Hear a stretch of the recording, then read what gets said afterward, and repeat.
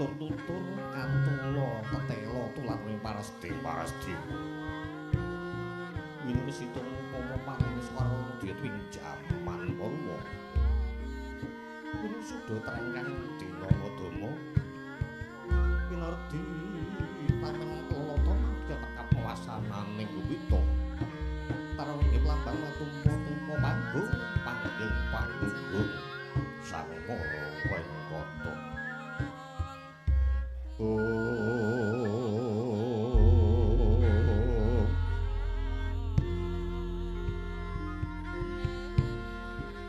Amurwa bukaning carita hanenggih ateging negari Ngastina Pura yang negara liman menawi yang praja Gajah Uya yang negara Purwa Srinanda pramila negara Hastina Pura nyata minangka bukaning carita yekti negara ingkang wis kalupak panjang kunjung pasir ukir gembah limpah lor jinawi panjang doko capane mambar kuncarane jero tancepe padhang obore dhuwur kukuse punjung luhur kawibawane labet kaperbawan mapan-empaning andheman kang dumadi saka limang gekatran kang minangka dadi tuk sumre sagung hangger ugering kaprajan miwah dadi landhesane sagung bebrayan anggayu daman angisi kamartikan lan nindakake agunging wewangunan pasir samudra wedi wukir gunung nyata pasang rakiting praja kawistara mengkar narga ingkang pating jangelek nganan ngiringaken wana pategalan miwah pasabenan katingal mangku bandaran kang saklangkung ageng Lodene bumine subur marang kang tinandur sempulur ingkang sinebar babar kang pinacak merajak karang kitri handadi woi hambit hangewowo dasar siti ingkang ngedepan mari kang transpake bisa tukul ijo royo satepang ngrembuyi godhongane kaya manglung-manglunga wit-witane ngrembaka wowane jinawi ora kang sarwa tinuku dol tinuku tatal keseluruh awit saka ngerbakaning daya cipta miwah daya ripta sagung para kawula sami ambudi daya cukuping jiwa bawasaning kang rene kohang rempara ingkang diwidandadi kang digarap samya tumerap gemah nyondolaning sami lampah dagang lairan rena pantaring latri titanana kendhate awit tepi saking sangsane margitan wonten kang tumindak Durjana Juti ripah nyandra para kawula ing samya pacak bali wisma doyolan kajiwan saha papan-papan Mbah Jati papan kesarasan miwah papan piulangan kawistara pinangging sadhengah dalan tata kene sagung kawulane negara sanyarira andhaping bangsa lan hangger-ugering praja sedaya wis padha pana marang mapan-pane wenang lan kewajiban itu prabangsa kelawan negarane tan wonten ingkang lampah ceceng lan miwah pasulayan ingkang kapadya munggi trukuning pasrawungan daya dinayan samat sinamadan satemah praja Ngastina manggih raharja yakti tebih saking paranguka caket marang katenteman semanten pakaning para semangkono dosa namanen Drutasa 10 nama aran yen jawata wis pandhita parep satriya kasih manudya sesilih nanging ratu jejuluk Nalendra Astina Pura kurang jejuluk Prabu Duryudana ya Prabu Suyudana terima mangsah Gentari Suta sang Dastran Wajraden Kurupati ya risang Jaka Pitana nujuri sajaga sang nata kepareng yasna wektu nanging dampar kencana lineman kasubabut pramudan sinebar sarisaning gedhat tulisah kasebas kasuwir Hermawar Gondawidu gandanir mambar kungas ngebeki pasewakan denayap sanggening para panjadingan sami ngambil upacara prabon banyak dalang sawunggaling adolar kelar manyular badaken dipertolo Jenandra saka Mandara Sena sifat Nalendra mercapada nenggih panyayah pukulun Bathara Indra kang mangijawantah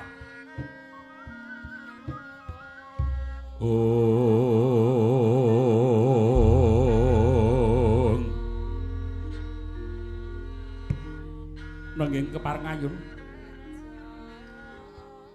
warung Kanata Ngastina saking Kepaten Plasa Jenar Sang Rekan Patih Harya Sengguni Yuri Sang Harya Soman Raden Trigantalpati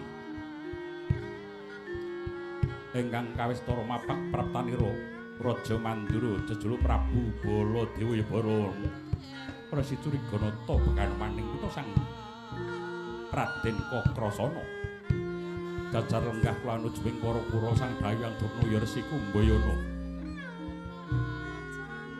tan kantun pasebanira satira tirta tinalang kasih Raden Kartamarwa wasinipun Sang Hyang Radya Bala lir samudra kang tanpa tepi candraning mangkono sang nata parang wijil pandikanira kang kinar pratandha guntur kabeh ambal-ambalan horeg paseban agung mong mong mong mong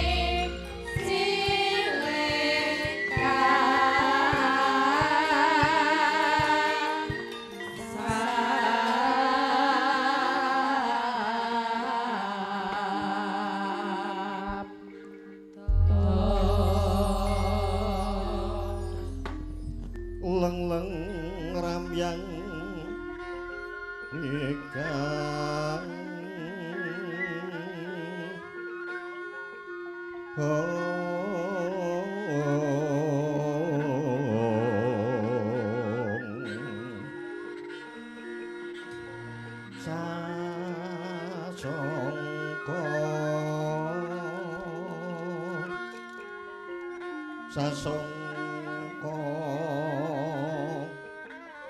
kang menyar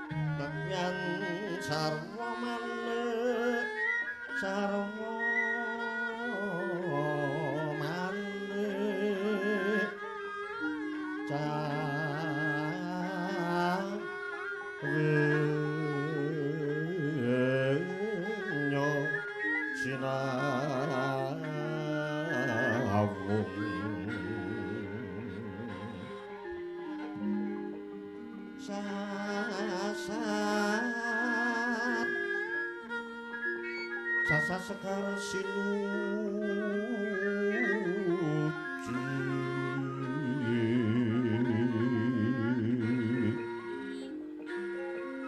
yan panowati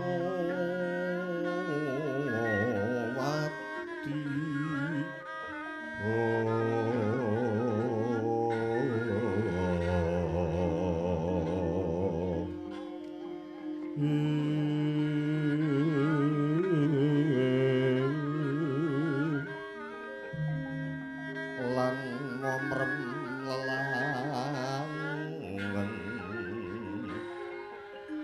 lan nata Duryudana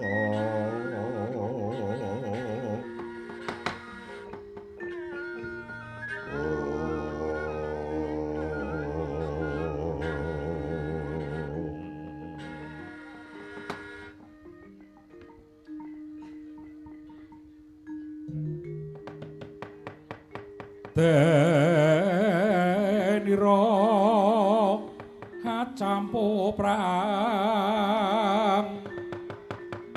Sri Harajuna Sasra lawan Raden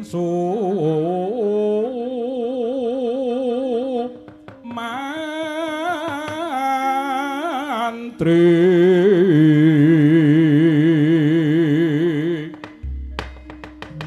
aliru Prabawa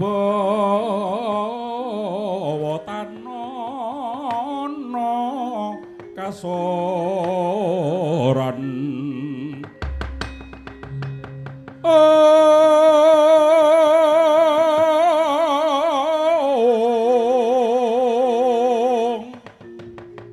mangkono Sri Nalendra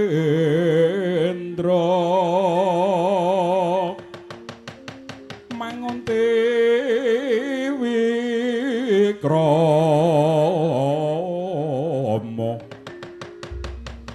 tedhak saking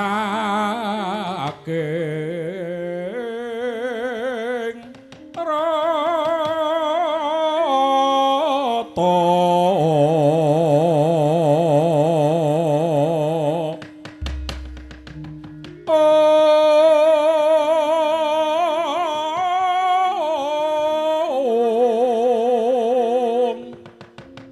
berbagi mungsu ira cawe teng ngawiyat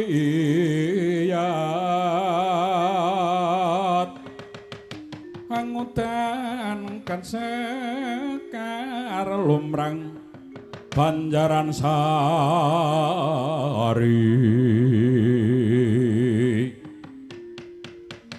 Sekar lumrang Banjaran Sari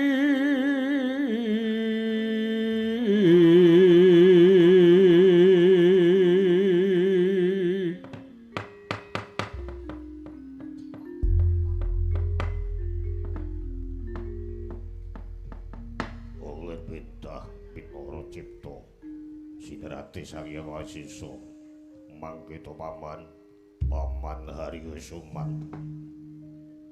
Iya sak langkung kaget aral sing manah kula duh nggir anak Prabu Duryudana estunipun saderengipun jingandika kemareng lenggah tinangkiling dampar tenta ingkang abdi sampun sibo caos liripun sawanci-wanci tinimbalan mboten badhe angjawani mekaten inggih ampun dadosaken dukitaning penggalih manira biji mangarsa paman marmane atonda awi ceratak mraketake kaya sanes paran pawartosipun sakiyaning Purwadya minggahing para Narmaja apa ana kang padha nglirwakake dawuh saking engetipun ingkang bapa kematian boten wonten ingkang nilar saking pranatan ugi boten wonten ingkang nyimpang saha nilep kawontenan awit sedaya saijik saya kabeh ngangkat pakaryaning praja kacetha ingkang wonten dedunung ing desa ngadesa ingkang lenggah ing kitha makita ingkang wonten sak pucaking Parden Prandini boten wonten ingkang alok cecengilan pratandha negari dalem manggih ayom ayem tata titi tentrem syukur pendagi sewu kalamto kados mekaten lan kados pundi katon praning praja minggahing kawontenaning Karang Pradesan inggih nggih sadaya sayek saya kabeh ngangkat pakaraning praja pratandha ing saben warsa tansah asung glondhong pengarem-arem kunjuk ngersa paduka guru bakal guru dadi sesotya miyah widuri mekaten kula nak inggih syukur pinanggi sewu kasekecak nol lenggah paduka paman Haryo Suman ger ngestaken dawuh kados boten kirang sekeca sowan kula mangkita bapa Pendhita Durna Blegudung manyar-manyar pregantel buntute kisah lukus melu gembol hawala lole wonten timbaling dawuh anak Prabu kepareng miji dhumateng bapa Sukalima nggih paman sasampunipun bapa Durna sing lenggah aso napas sarta asatriwi marmani patuko kulawi boten sanes ingkang putra badhe ngaturaken pambagya pana krami rawuh bapa Penemban Durna. Nonye. Sampun sawetawis anggenipun keng bapa marang Abiyantara nggih rahayu niskala praptanipun keng bapa Sukalima marang Abiyantara ing setinggil Ngastina. Nan inggih. Inggih nan inggih. Inggih nan inggih. Inggih nan. Syukur pendagi sewu kasena bapa Penemban Durna tansah ing ayoman ngersani Sang Hyang Widi. Mekater. Mekater ki apa? Mekaten. Ilate iso keserimpet. Ayo digawe cetha kaya dipresani wong akeh ngeteter barang. Sebanten iki Koko Prabu Baladewa sasampunipun lenggah keja bapa Durna bapa Sengkuni saha Koko Prabu Baladewa Ingkang rayi ngaturaken pambagya panakrami rawuh paduka Koko Prabu Baladewa. Jagat wasening Bathara Iwayapura jagat Yayi. Sasampunipun ingkang Raka prapting wonten praja Ngastina ndadosaken bingah rasa manah dene Yayi Prabu Sudana sung pambagya dhumateng Raka Mandura Yayi. Lampahipun Kang Raka Mandura kalih sing ngrubeda tan wonten sambi kalan marga rahayune skala prapting wonten Stinggil Ngastina. Pangaten Yayi. Bagya mulya raos sing manah dene paduka sampun kepareng rawuh. Mengkoto karta marma kepenakno lungguhmu.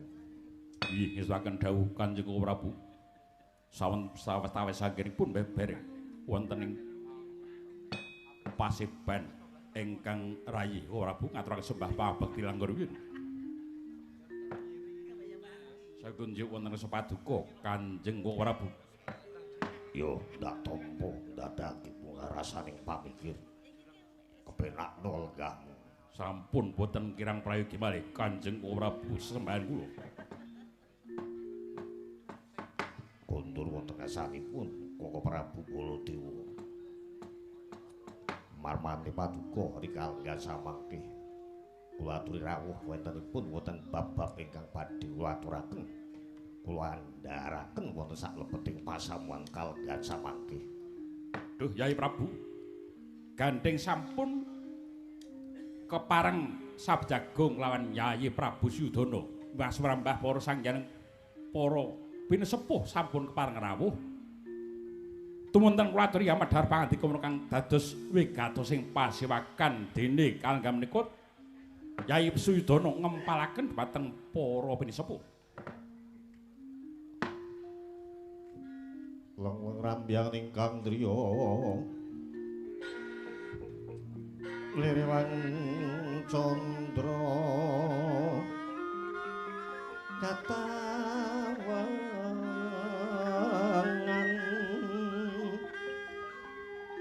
sumu ing tias katuritan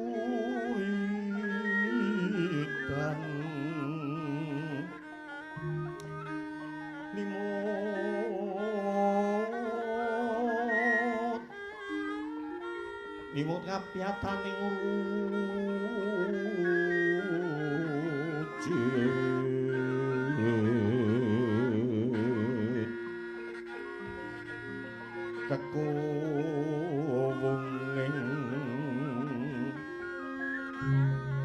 kekuwunging hiwang sesa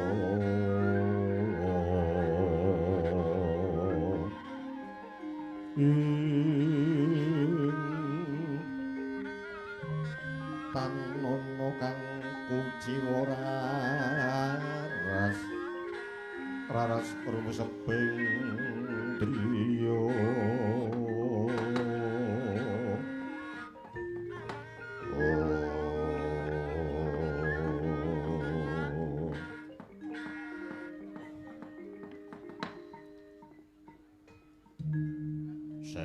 sewu kalpatan kula mugi Koko Prabu Baladewa kersa ampuka pangaksama kagem pangapura dhumateng ingkang putrayi dasat kawula marmane kalenggan samangke didi pasamanaken ingkang rayi ngrawuhaken sakyaning para bini sepuh sesepuh aji sepuh lan kasepuhan boten sanes namung kepengin badhe mundhut prisa manggih pemanggihipun para luhur.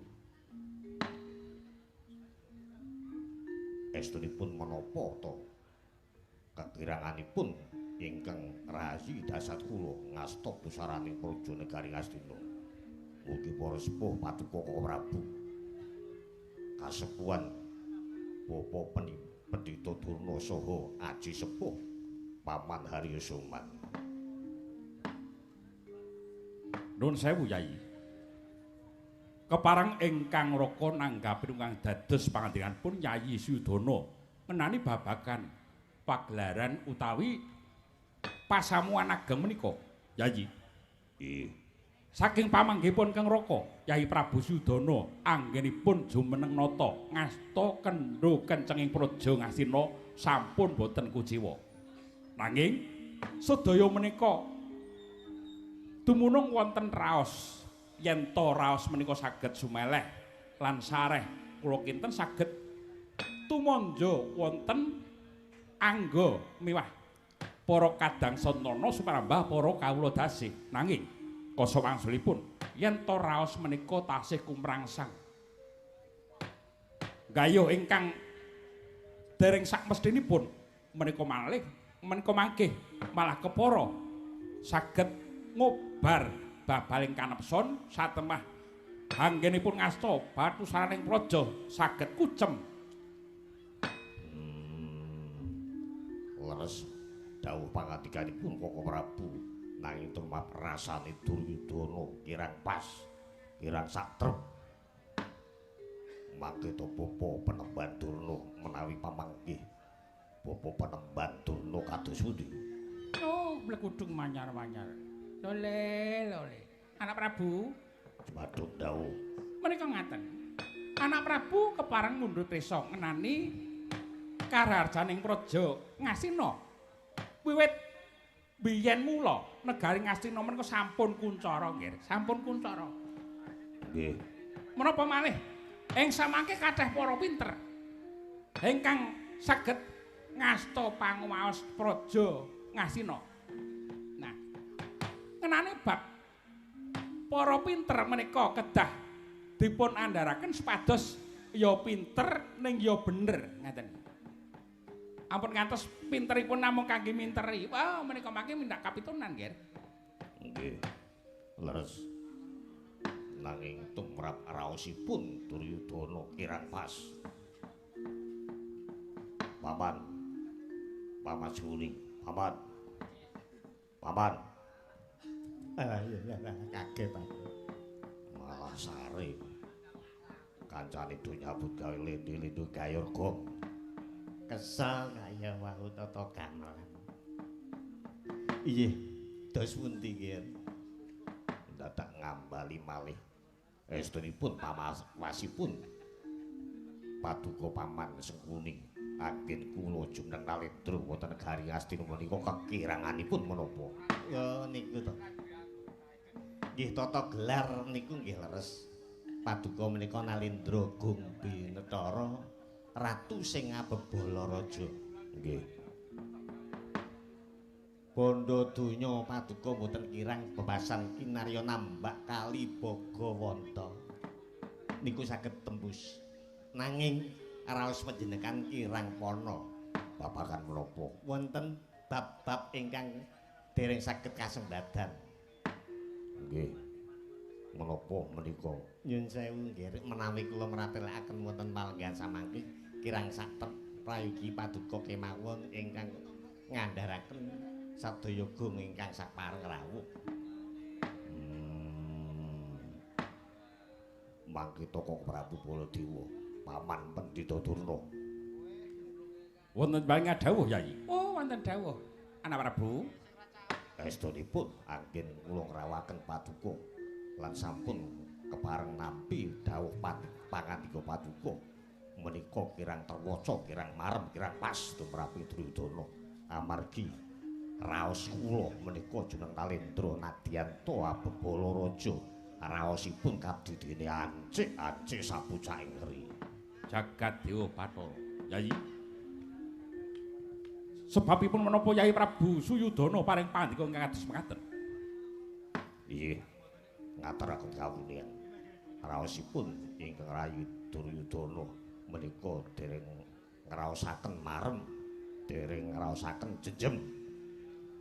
Menawi to samangke Pandhawa tasih meger-meger. Milanipun anggenipun Ambudidaya murih Pandhawa dumugi sirna ngampun ngantos tumepaking Perang Bratayuda menika wangsul wangsul nangis prabdene gagal wigar kang tanpa karya. Aduh, Yai Prabu. Ing ajeng ingkang Raka sampun paring pandika. Nggih. Sejatosipun ngenani bab tentrem bab adem ayem menika dumunung wonten rasa. Ngajeng sampun kula andharaken yen to dumunung wonten rasa yen to rasanipun menika kumrangsang ngrangsang ingkang dereng sak mesthipun menika boten badhe adem ayem ing raos. Menapa malih? Nuwun sewu anggil. Kula semela atur nuwun sewu menika iki. Mboten kok nama kula badhe nyentulani paring pangandikanipun Anggir Prabu Baladewa babar pisan mboten. Ing ngajeng sampun dipun pratelaken menawi to Anggir Duryudana menika dereng rumaos marem sarta jenjem anggenipun jumeneng nata. Raosipun kadidene ancik-ancik sapucak ing eri menawi samangke dereng Pandhawa wejah. Lho. Mila nuwun sewu. Jer menika kula menika dados warangka dalem namung nakyenaken menawi to estunipun maremipun Anggir Duryudana. Jenjemipun Anggir Duryudana menawi to ingkang rayi inggih kadang ipun Anggir Duryudana pun Pandhawa menika sampun tumpes tapis sing tanpa tilas. Lah menika ingkang kula mboten sarujuk. Lho, mboten sarujipun menapa? Sebab menapa? Pandhawa kelawan Kurawa menika saking panginten kula boten tebih nggenipun pasederekan, tasih kulit daging piyambak. Nggih. Upamane menika Pandhawa lan Kurawa menika saged nyawiji manunggal tetunggalan kukuh bakuh negara Ngastina. Nang yen to cerah menika tartamtu agawe bubrah kawontenanipun. Nirak kesanipun panjenengan. Nggih ta? Mongko estunipun nggih nuwun sewu. Nuwun sewu kok mboten kok kula badhe napa nepis utawi nilapaken dawuh pangandika panjenengan. Sinuwun Prabu Duryudana menika mboten marem yen Pandhawa urmati. Kosok gampange kaya niku. Gampang. Nuwun sewu Paman. Nggih. Badhe dipun jangka kados menapa? Yang pejah sang manungsa ing Mercapada menika mboten wonten tanganipun sakdengahing titah. Nanging ingkang murba menika Gusti Kang Karyaloka. Badhe dipun jangka kados menapa mboten saged tumeka sirna. Nanging yen to sampun titiwancinipun Ginedangana kinuncenana mboten badhe suwala. Menika saking panginten kula kados ngaten. Lah nek niku lak gampangane rembug ana perkara ngene-ngene rampung. Wah, kuwi wis mestine lunga dolan tabrak motor. Kuwi wis mestine ngono wae ora. Dek Patih, mbok aja ngeyel. Padha-padha ora bayar ayel-ayelan. Yang ora ngeyel ki ora ning dasare. Ngene lho Pak niku, Ndel. Pripun? Ngene, tak caosi atur iki. Gusti menika sampun ngudrataken menawi to Pandhawa niku mungsuhing Kurawa. Lho. Kurawa niku mungsuhing Pandhawa niku pun jagat niki nyekseni. Ngono kok arep dipateni ora oleh niku panjenengan raosi pripun, Cepi? Lho, nek ngrembug ngenani bab kodrat, nuwun sewu Dek Patih. Nggih. Kodratipun jagat menungsa linairaken waning Mercapada menika. Nggih. Menika lair glegak mboten ngangge awer-awer mboten ngangge busana. Ageng nganggo klambi yang ngrusak dalane. Lah nggih, lah menika mila menungsa menika saged budidaya lan saged miradati gesang. Ngeten. Nggih. Gawe sandangan. Nggih. Nggo gawe nyandangi, nggo gawe nutupi aurat. Waduh. Aurat kok. Niku saking pambudidayanipun menungsa. Ngeten. Nggih. Ampun ngeyel. Dados kodrat niku saged dipun wiradati nek wong menika gelem. Oh, dadi kodrat niku iso diwiradati. Isa. Ora ngandel. Ora ngandel meneh. Ha nggih kok ana dasare kula matur. Dasare napa? Lho, kodrate mati ya mati kok. Tenan ora ana wong mati gantung sampeyan. Niku mergo sampun dikodratke mati ngoten iki. Dadi nggih, wong urip nang alam donya niku umur 3 tahun wis ditulis teng riku niku. Sengkuni laire iki atau terus mengko rabine iki matine iki niku pun ditulis rasa ngeyel sampean. Lah selingkuh kapan? Lho, bareng yo. Malah bareng-bareng pripun. Anggih ora nek tak ngoyel yo ngono kuwi kok sampean niku niku Ndil. Sak kula tak takon saniki jasa. Pripun? Padha-padha putra siswa. Nggih. Pandhawa ya putra panjenengan, putra siswa sampean. Kurawa ya putra seswa sampeyan Cetha. mongko. Ha nggih, mongko ya nadyanto Kurawa niku le gaji sampeyan niku ora sepira, nek le sampeyan lenggah wonten Sukalima niku jajan pundi ora? Lah nggih, nuwun sewu. Ngenani nggen kula dados jejering guru. Nggih. Menika anggen kula dados jejering guru mboten bancine bancilatan tegesipun. Kula kalih para Kurawa, kalih para Pandhawa menika mboten badhe kula bedak-bedake. Ha bukti kok. Lho, buktine apa? Buktine Pandhawa ampuh, Kurawa 100 kok ora ampuh ya. Niku mung sesa-sesa murite le nampa ngelmu saking Pendhita-dana. Oh. Ngaten. Ibarate kula menika banyu bening. Paring banyu bening dumateng putra seswa. Kula ibaratake kula niku banyu bening menika nyuntak banyu bening wonten ing gelas. Nggih. Lah gelasipun gumantung reget napa mboten. Nah nek gelas wening, gelas resik menika nggih banyune bening tinampa dening para Pandhawa. Gambaranipun kados ngaten. Dene para Kurawa gambaripun kados dene gelas ning buthek utawa reget. Mula disoki banyu bening ya tetep buthek. Oh, genah kok. Jane ora kaya niku kabeh iki bening. Wadah niku wadahe Kurawa wadahe ya bening ngoten lho. Napa Sing gawe buthek niku sampeyan niku kok. Oh, ya ora wae aku butek ana pamriye kok. Lho nyatanipun nuwun sewu yen wonten piulangan wonten piucalan menika kula ingkang gulawentah. Nek wonten dalemipun kyambak-kyambak sing gulawentah sinten? Nggih tiyang sepuhipun to? Tiyang sepuhipun Kurawa sinten? Angge Koko Prabu. Koko Prabu. Lah Koko Prabu wakile nggih sampeyan niku kula ibarataken sampeyan niku dados bapa paman ya dadi wong tuwa.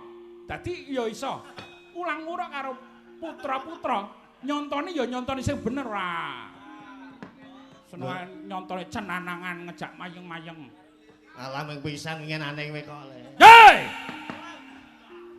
Iki wong tuwa-tuwa iki iso meneng ora? Kapok. Kapok damuk. Wong paseban agung kok nggo gawe padudon wong tuwa rambuté putih kabeh kaya ngono. Sapok ora salahmu dhewe. Sing salah niku ya sampeyan kuwi kaya mula bukane yang mendadak ngobak-obak sing werna-werna. Oh salahe wong ngono kok. Lha aku wis minta bener kok. Karepe sampean bener iku urung karuan bener kandhang. Oh karep kula nggih bener. Dibaleni meneh. Kepareng matur sanipun Yayi Prabu Duryudana. Cekakipun ing samangke Yayi Prabu Duryudana badhe merjaya para Pandhawa ngaten. Terus ngaten malah ngaturaken kawuningan. Terus ndi?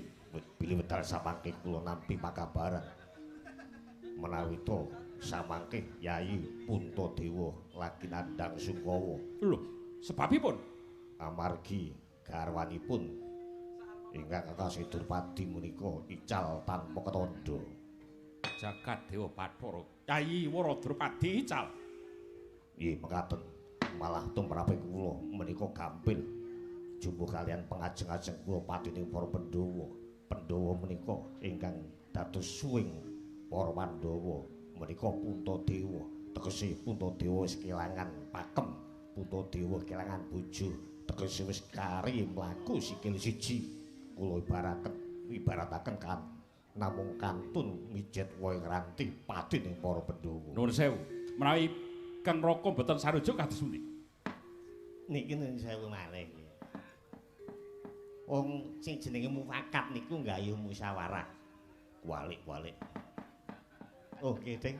Musyawarah menika nggayuh mufakat gandeng niki sing sarujuk niki kula kalih Sinuwun Prabu Duryudana ingkang kaping 3 menika wakne gondel.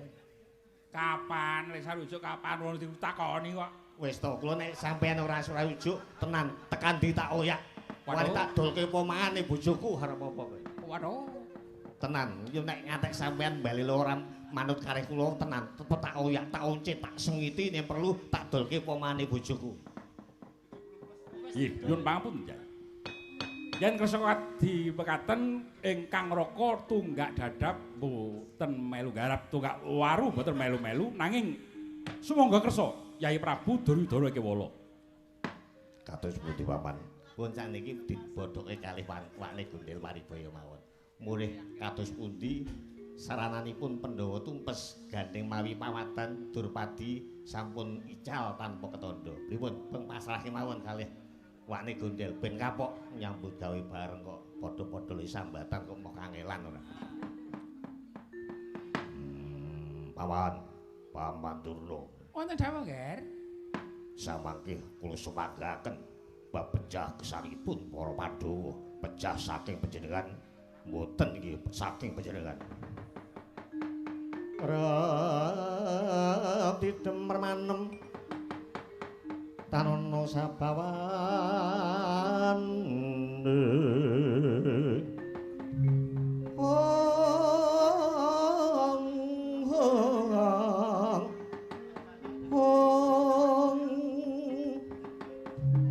kamrabang dening Sri Narendra mangu kawangan lirwu sing duka cipta berebudi mandana raras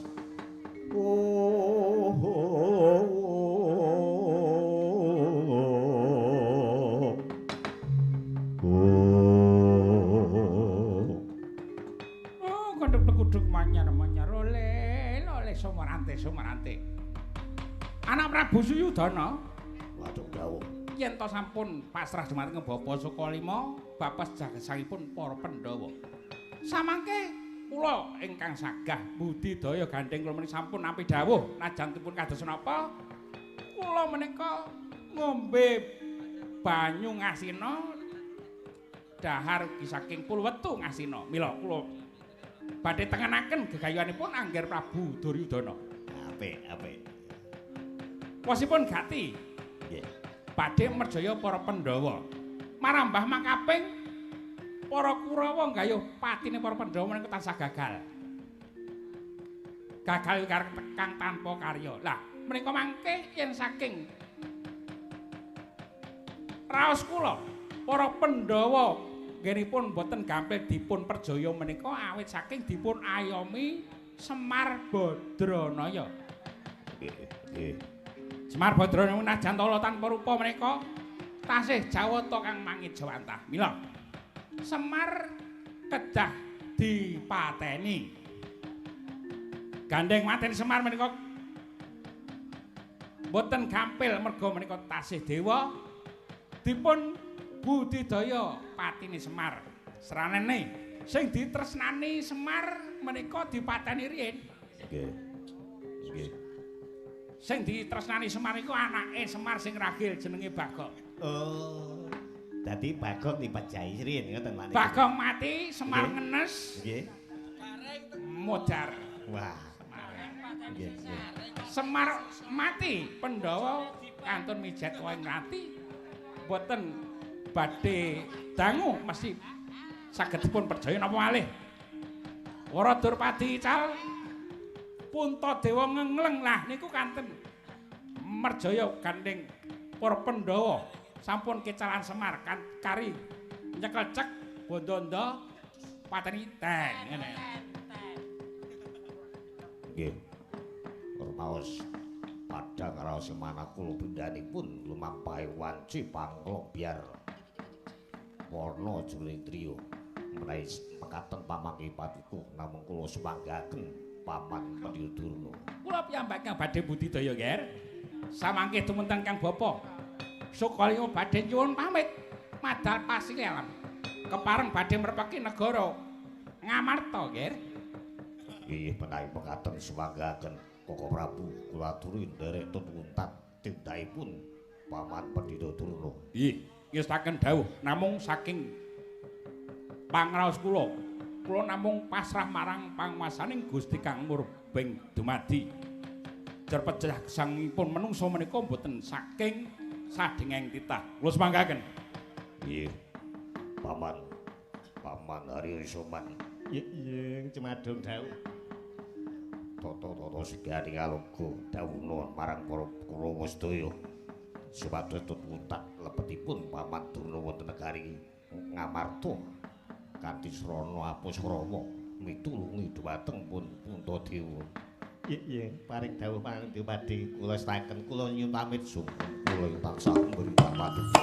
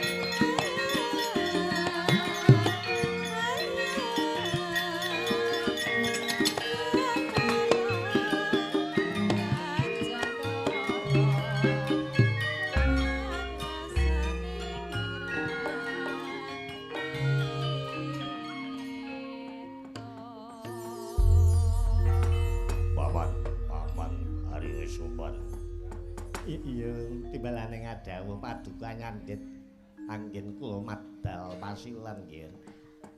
Rumaos bingara semanah namung kemawon paduka ampun ngantos katalumpen. Kula rumaos cubriya dhumateng Koko Prabu Baladewa.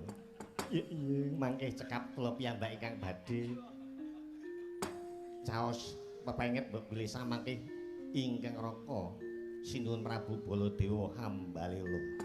Nyembanggaken srumanyun kula nggih sakunduripun paduka madak saking Datulaya kersa munggah sanggar pamujan minta Sewa Bathara mugi lebda ing karya nggih anak Prabu Duryudana. Ngestaken dawuh ngestu padha pangandika paduka Paman Harisuman. Oh, capok. Wis paripurna sabdane Lalendra ingkang angel gawe sabda Brahmana Raja. Sabda pangucap Brahmana suci. Pangandikaning Brahmana tanpa wala-wali. Sabdane Lalendra warata tiyang sak negari. Lir tirta kresna tumaping glancantang lumebak. Wong agung arsa kondur kedaton. Munggah sanggar pamujan asesanti puja brata.